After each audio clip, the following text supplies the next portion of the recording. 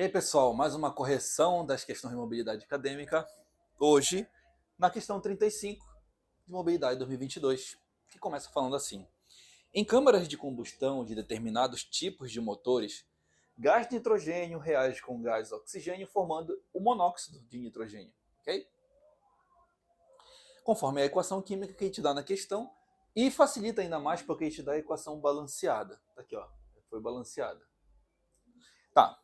Assumindo que no ápice das condições de operação de um determinado motor na câmara de combustão, a reação ocorra a essa temperatura aqui de 2400 Kelvin. Facilitou também, porque já te deu a temperatura em Kelvin, adiantando que depois tu deveria transformar caso estivesse em outra unidade.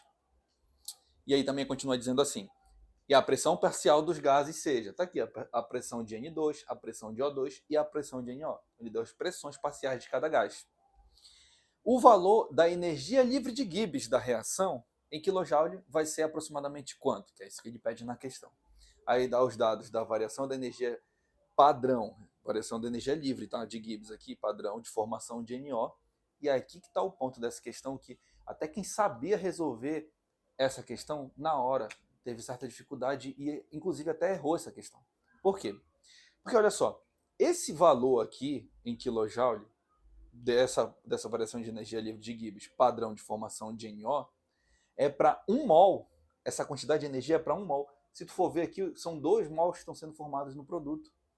Se são 2 mols que estão sendo formados no produto, então eu deveria multiplicar esse valor aqui, olha, deveria multiplicar esse valor por 2, tá? Porque esse valor é por mol, mas aqui são 2 mols.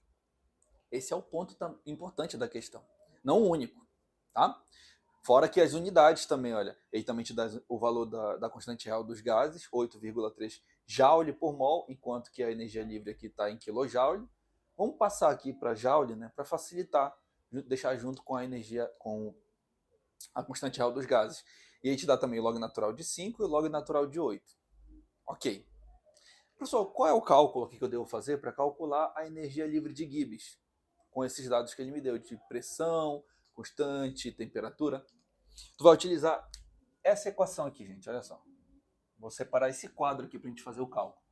A energia livre de Gibbs é igual à variação da energia livre padrão mais a constante real dos gases vezes a temperatura vezes o log natural de Q, que é o quê? Que é o quociente, ok?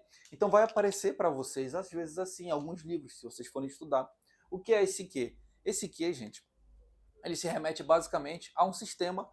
O cálculo, lembra lá do cálculo da constante de equilíbrio? Ele é muito parecido, o log natural de Q, ok? O quociente é a mesma coisa que o Kc, lembra do Kc, do Kp, das constantes de equilíbrio? Só que aqui o quociente ele também serve para reações que não estão em equilíbrio, beleza? Então vamos calcular aqui a constante da pressão desses gases, que vai ser o nosso log natural de Q. Então olha só, inclusive já te deu alguns dados, tu sabe que aqui tu vai ter que multiplicar por 2, mas vamos para o passo a passo. Primeiro vamos definir aqui a constante da pressão, que é o famoso Kp, que vocês lembram lá do ensino médio, que a gente já viu sobre isso, na forma de Kc, que é a constante de equilíbrio, que é produto sobre reagente. A pressão do produto NO, ele deu aqui que é 25, e esse fator deve ser elevado ao quadrado, por causa do seu índice, dividido por concentração dos reagentes, pressão dos reagentes, N2 e O2. A pressão dos reagentes são essa aqui, olha, 16 vezes 4. Então, a constante da pressão é igual a 25 ao quadrado, 625, dividido por 16 vezes 4, 64. Só que detalhe, eu vou jogar esse valor aqui do log natural de Q, certo? E calcular o log natural desse cara aqui. Aqui está um ponto na questão que ele pede para ti, um raciocínio matemático bem lógico, que é o seguinte, ó. A gente encontrou esses dois valores aqui fazendo essa propriedade aqui matemática. Eu não dividi ainda pelo seguinte fator, que se tu for dividir esse valor aqui, vai dar aproximadamente 9, alguma coisa. Só que, por exemplo, log natural de 9, alguma coisa, ele não te deu esse log natural de 9, alguma coisa. Tá? Mas se tu for parar para prestar atenção, e olha só A dica que eu vou te dar. Esse número de cima e esse número de baixo, eles são números assim que eu consigo transformar eles em 5 e em 8. Por quê? Porque 625 e 64 são números que eu posso transformar eles em uma unidade de 5 e de 8. Por quê? Olha só o que eu vou fazer aqui. Esse que eu quero que tu veja. 625 é 5 elevado a algum número, que vai dar certinho 5 elevado à quarta potência. Professor, como é que o senhor chega de 625 para 5 elevado à quarta potência? É só fazer aquela regrinha que a gente aprende lá no fundamental chamado de MMC. Ok? E 64, tu sabe que 64 é 8 vezes 8, ou seja, 8 ao quadrado. Então a gente vai ter que calcular o log natural desses dois agora. Deu para entender? E olha só como é que a gente vai fazer. Tirando o MMC, eu encontro esses dois valores. Eu tenho que calcular o log natural desses dois, para poder jogar lá na equação. Eu vou fazer da seguinte forma, olha só. Vou fazer aqui embaixo para depois já jogar direto o valor lá, tá bom, gente? O log natural de 5 elevado à quarta potência dividido para 8 elevado ao quadrado.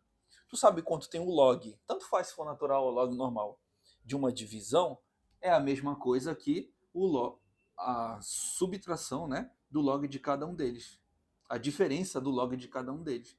Então, log de 5 elevado à quarta menos o log natural de 8 elevado ao quadrado. Outra propriedade também do log que tu precisa saber é o seguinte, que o 4 aqui, esse índice aqui, esse valor que está sendo elevado aqui a essa base 5, ele pode vir para cá para frente. Então eu posso reescrever isso dessa forma.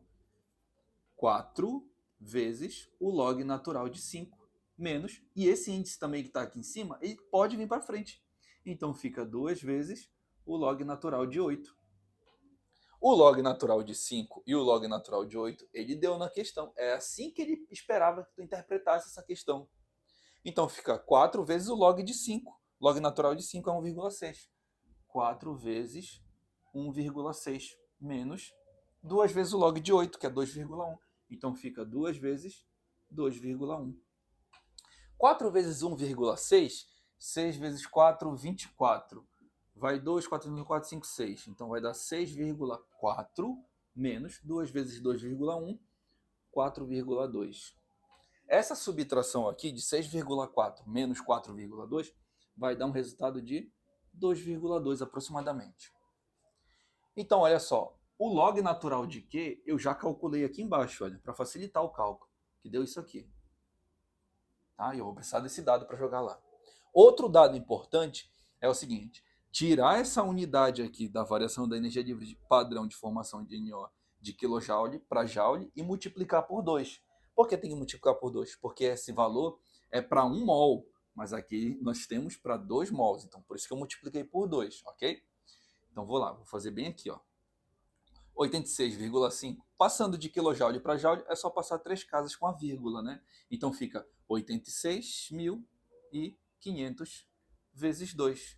Esse resultado aqui, né, de 86.500 vezes 2 vai dar aproximadamente 173 mil joule, ok? Então tem os dados do log natural de Q, 2,2, a energia livre de padrão de formação de NO, tá aqui, a constante real, a temperatura, é só jogar agora no cálculo. Vai ficar assim, ó, a variação da energia livre de Gibbs é igual à energia que ele deu aqui, que nós encontramos, no caso, né, tivemos que multiplicar por 2, 173 mil, mais a constante real dos gases, que é 8,3, desculpa, 8,3, vezes a temperatura, que já está em Kelvin, a temperatura tem que estar em Kelvin, porque a constante real dos gases também está em Kelvin, ok? 2.400, vezes o log natural de Q que nós encontramos aqui, 2,2. Beleza? Ok. Agora é só fazer esse cálculo. Esse resultado aqui, essa multiplicação vai dar o seguinte, ΔG é igual a 173 mil mais 8,3 vezes 2.400 vezes 2,2 vai dar um total de 43.824, ok? Então o ΔG vai ser igual. Essa somatória vai dar aí 216.800. Lembra que eu tive que passar essa unidade aqui de quilojoule para joule? Ok?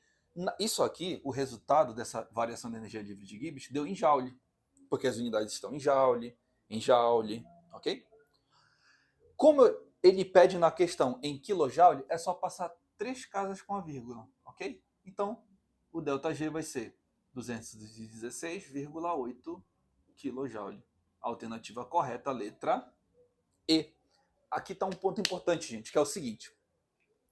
Na questão, tem a alternativa C, que muita gente marcou pensando que era correta, porque não fez essa multiplicação por 2, que são 2 mols. E acabou errando a questão. Porque se tu não multiplica por 2, o resultado final aqui vai dar aproximadamente 131, 132, que é a alternativa C. Então, por um detalhezinho bem importante, tu pode até saber resolver a questão, mas se tu esquecer um detalhe, tu acaba errando. Eu espero que vocês tenham entendido. Caso não tenha entendido alguma parte, pode voltar ao vídeo, repetir para assistir. Se teve alguma dúvida, algo a mais, deixa no comentário. Não esquece também de deixar o like, gente. Está dando trabalho fazer esses vídeos e vocês estão acompanhando. Eu agradeço muito. Fiquem com Deus, bons estudos e até a próxima.